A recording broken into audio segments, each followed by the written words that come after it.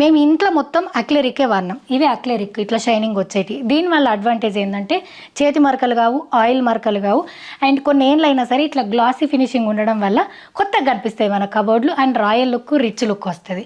So దీనికి ఏం చేసినాం, ఇట్లా టీ పట్టీలు పెట్టించినాం స్టీల్. ఓకే, దీనికి మ్యాచింగ్గా ఈ హ్యాండిల్స్ పెట్టించినాం.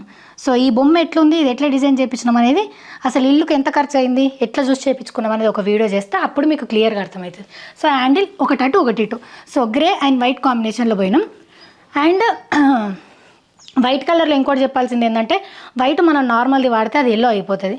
ఈ అక్లెరిక్ ఎప్పటికీ ఎల్లో కాదు. సో వైట్ థీమ్ ఇష్టపడేటోళ్ళకు నా సలహా ఏంటంటే అక్లెరిక్ యూజ్ చేయండి. కరెక్టేనా? ఓకే, ఒక పొట్టాడు అన్నాడు చూసిన, ఇప్పుడు నేను ఏమన్నానే అన్నాడు చూసిన, అట్లనే ఉంది.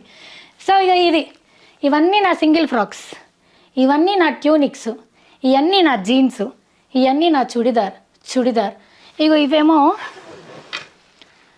ఇవేమో షర్ట్స్. ఈ జీన్స్ మొన్న నాకు అది అందలేదు, మా ఆయన లేకపోయేసరికి ఇట్లా పెట్టేసిన. సో ఏది కావాలో అది మాత్రమే తీసుకొని మళ్ళీ ఇక్కడ పెట్టేస్తా.